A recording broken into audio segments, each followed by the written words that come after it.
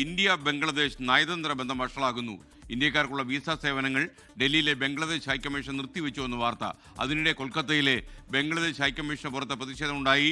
ബംഗ്ലാദേശ് സർക്കാരിന്റെ മുഖ്യ ഉപദേഷ്ടാവ് മുഹമ്മദ് യൂനിസിന്റെ കോലം പ്രതിഷേധക്കാർ കത്തിച്ചു. ഡൽഹിയിൽ നിന്ന് വിനിത വിജി വാർത്ത അപ്ഡേറ്റ് ചെയ്യും. Vinitha, good morning and happy Christmas.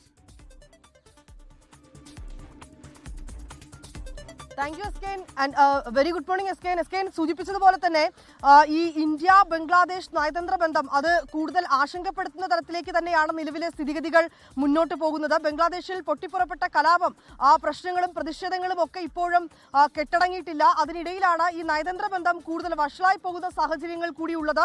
ഈ ഡൽഹിയിലുള്ള ഹൈക്കമ്മീഷൻ, ബംഗ്ലാദേശ് ഹൈക്കമ്മീഷൻ വിസ സേവനങ്ങൾ താൽക്കാലികമായി നിർത്തിവച്ചിരിക്കുകയാണ്. ഈ വിസ കേന്ദ്രത്തിൽ നിന്നുള്ള മറ്റ് സഹായങ്ങളൊന്നും തന്നെ ഉണ്ടാകില്ല എന്ന് അധികൃതർ അറിയിച്ചിട്ടുണ്ട്. നിലവിലുള്ള സംഘർഷ സാഹചര്യം അടക്കം കണക്കിലെടുത്തുകൊണ്ടാണ് ഇത്തരമൊരു നടപടിയിലേക്ക് ഞങ്ങൾ എത്തുന്നതായും ഉദ്യോഗസ്ഥർ വ്യക്തമാക്കിയിട്ടുണ്ട്. അതിനിടയിൽ കൊൽക്കത്തയിലേക്കും ഈ പ്രതിഷേധം വ്യാപിക്കുന്നു എന്നുള്ളത് തന്നെയാണ്. ഇന്നലെയാണ് കൊൽക്കത്തയിലെ ബംഗ്ലാദേശ് ഹൈക്കമ്മീഷന് മുൻപിൽ വലിയ പ്രതിഷേധമുണ്ടായത്. അതിൽ ഈ ദീപു ചന്ദ്രദാസ് എന്ന യുവാവിനെ ഈ ബംഗ്ലാദേശിൽ ആൾക്കൂട്ടം കൊലപ്പെടുത്തിയതിനെതിരെ മുദ്രാവാക്യങ്ങളൊക്കെ വിളിച്ചുകൊണ്ടായിരുന്നു കൊൽക്കത്തയിലും പ്രതിഷേധം നടന്നിട്ടുണ്ടായിരുന്നു. ഒപ്പം തന്നെ ഇടക്കാല സർക്കാരിന്റെ മുഖ്യ ഉപദേഷ്ടാവായ മുഹമ്മദ് യൂനുസിന്റെ കോലവും പ്രതിഷേധക്കാർ കത്തിച്ചിട്ടുണ്ടായിരുന്നു. ഇവർ പറയുന്നത് ഇനിയും ഈ വരുന്ന ദിവസങ്ങളിൽ തുടർ പ്രതിഷേധങ്ങൾ, ശക്തമായിട്ടുള്ള പ്രതിഷേധങ്ങളും പ്രക്ഷോഭങ്ങളും ഒക്കെ ഉണ്ടാകുമെന്ന മുന്നറിയിപ്പ് തന്നെ നേതാക്കൾ നൽകിയെന്നുള്ള ചില റിപ്പോർട്ടുകളൊക്കെയാണ് ലഭ്യമാവുന്നത്. ഒപ്പം തന്നെ ഫെബ്രുവരി 12 തന്നെ ബംഗ്ലാദേശിൽ പൊതു തെരഞ്ഞെടുപ്പ് നടക്കുമെന്ന് ഇടക്കാല സർക്കാരിന്റെ മുഖ്യ ഉപദേഷ്ടാവായ മുഹമ്മദ് യൂനുസ് അറിയിച്ചിട്ടുണ്ട്.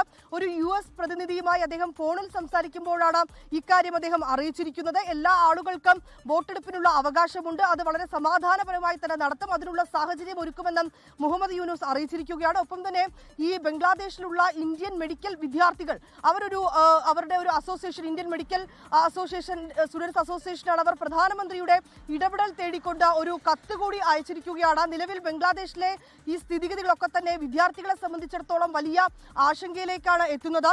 ഈ മെഡിക്കൽ അസോസിയേഷൻ, സ്റ്റുഡന്റ് അസോസിയേഷന് ഈ വിദ്യാർത്ഥികളിൽ നിന്ന് ചില സന്ദേശങ്ങൾ ലഭിക്കുകയുണ്ടായി. അവരുടെ സുരക്ഷ ഉറപ്പാക്കണം, അതിൽ അടിയന്തര നടപടി സർക്കാർ തലത്തിൽ തന്നെ ഉണ്ടാകണം, അവരെ കൃത്യമായിട്ടുള്ള വിവരങ്ങൾ അവരിൽ നിന്ന് തേടണം, ഒപ്പം തന്നെ അവർക്ക് കൃത്യമായിട്ടുള്ള സുരക്ഷ ഉറപ്പാക്കണമെന്ന ആവശ്യങ്ങൾ ഉന്നയിച്ചുകൊണ്ട് പ്രധാനമന്ത്രിക്ക് ഈ അസോസിയേഷൻ കത്ത് നൽകിയിരിക്കുകയാണ്.